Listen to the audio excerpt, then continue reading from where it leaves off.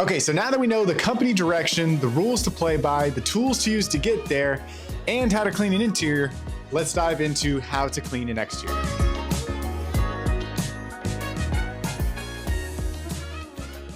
Now again, exteriors are gonna be way more systematic. It's almost the exact same steps every single time. Generally speaking, this is what an exterior detail looks like.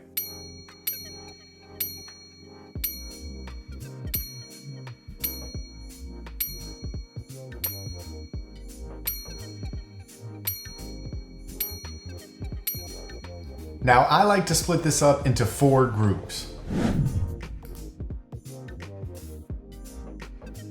But without further ado, let's dive straight in. So for exteriors, you're gonna need 3 buckets. You have your wheel bucket on the left. You have your soapy bucket on the right. And then the middle one is just water. Okay, so for the exterior, the wheels and tires are always gonna be first, so I like to rinse them down first. And then you're gonna go ahead and take your wheel and tire cleaner.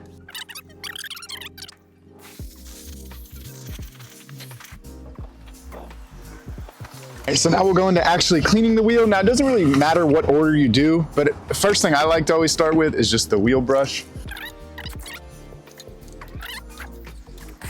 Then I usually like to go for the small wheel mitt.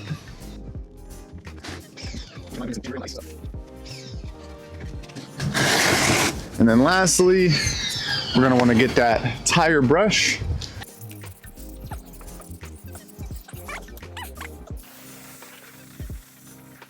And then you just repeat that for all 4 wheels.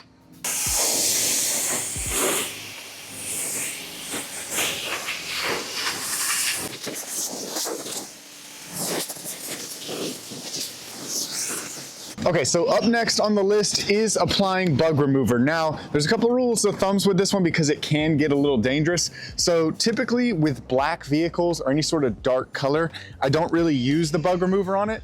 I see that over time, it just kind of like leaves an unfinished stained kind of look to it. So if it's a dark color, I'm not gonna be applying this, but if it was any other color, you can go ahead and just spray this on, let it sit for about 30 seconds, just keep it misted and rinse it off, and that'll remove all the bugs. And it's the middle of winter right now, so there's really no bugs out, but in the summer months, apply a little bug remover, let it sit on there, keeping it wet, and then just rinse it off. This is how it would look.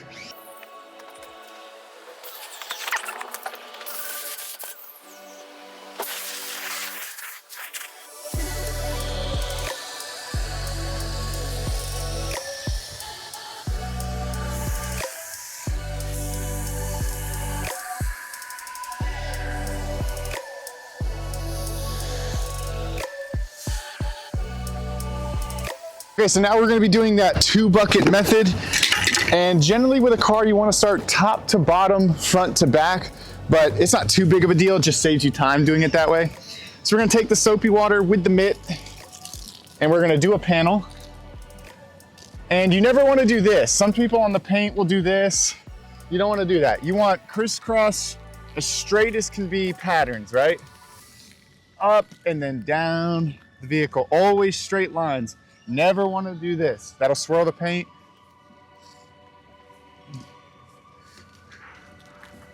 Okay, so now that I've done a panel, I'm gonna take the mitt, dunk it into the fresh water, the non-soapy water.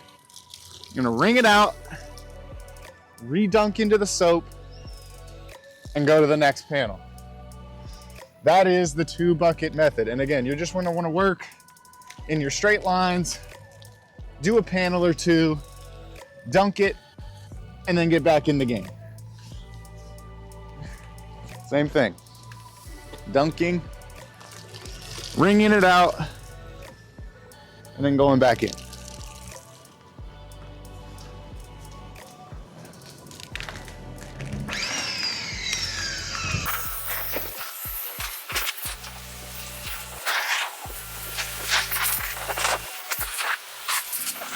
Next up, we're gonna be applying that touchless sealant. So what you wanna do after you've rinsed the vehicle is to keep it wet, especially if it's the summertime, you're gonna wanna really keep it wet. So that's what it looks like before. And then you just take this sealant spray a good amount.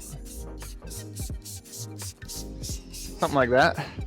You don't want to give it any dry time or anything. You can literally just go right back into spraying it.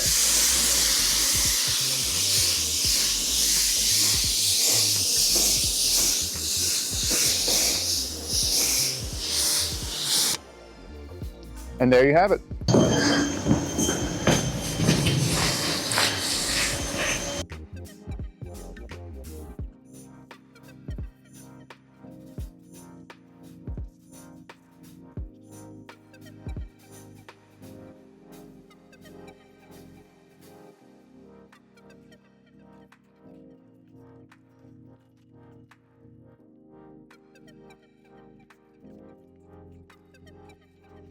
So up next is going to be claying the front end. Now, if you just take a piece of clay from the cabinet, it should look something like this. Usually it's yellow colored. And you're just gonna take that door jam juice, so that Johnson & Johnson baby soap.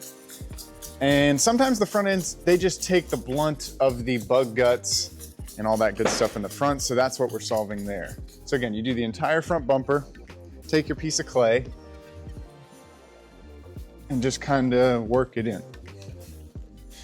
All right, now obviously you're not gonna wanna do this on a $500,000 brand new Ferrari.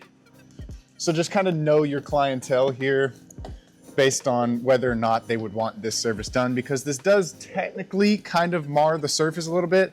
Again, on a car like this with 200,000 miles, you know, decade plus old, might not really mean too much to the owner. I think he'd rather just have the bugs off.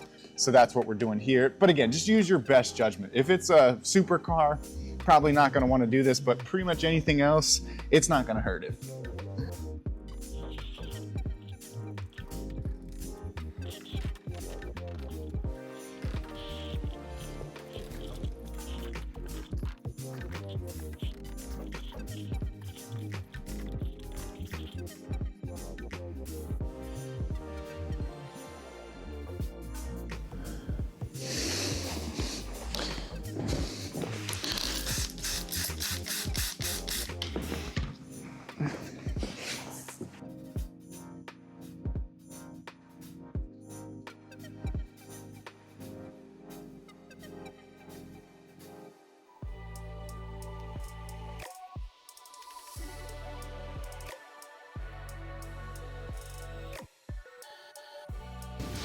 Okay, so when it comes to dressing the tires, here's how I like to approach it. So I like to actually spray on the wheel. And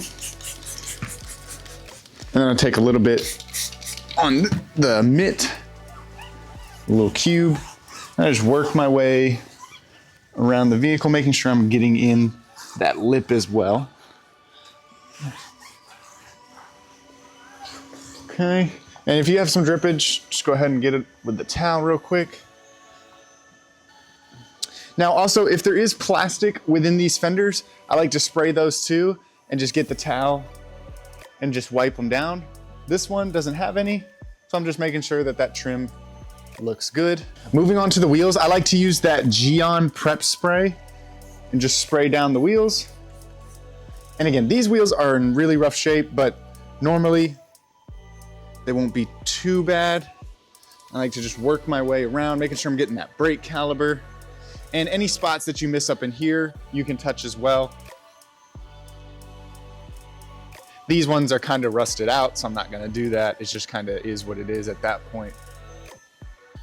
But for most cars, you wanna make sure you get full coverage. If you have to reach behind there and get in there, totally acceptable. Whatever you gotta do to get them looking perfect. Now, if you do need to move the vehicle for any reason, if you need to move it forward or backwards or whatever, just always double check your wheels, because sometimes when you move the wheel, you'll notice something that you didn't do before, so you just don't want to get caught doing that.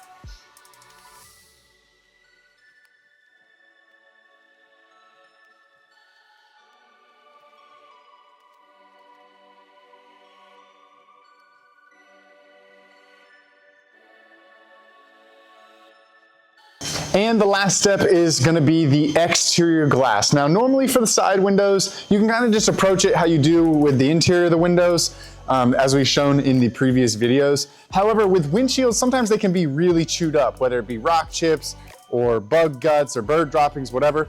So the exterior, the windshield does take a lot of damage. So what you can do, you don't always have to do this, but if the windshield's real rough like this one, you can take some of that door jam juice, spray it,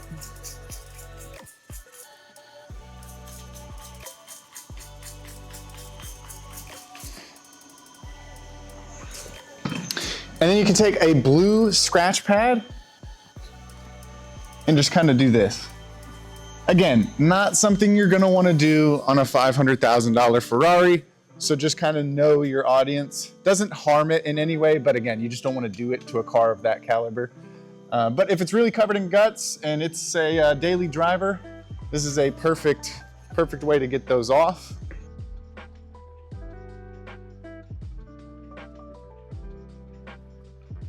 Then you can dry it.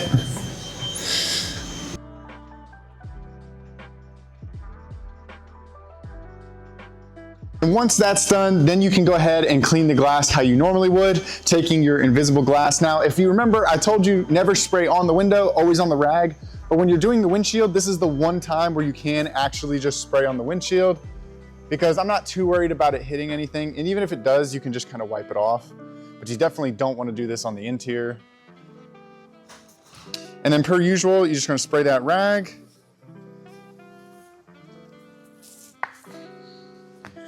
Do your little box method here.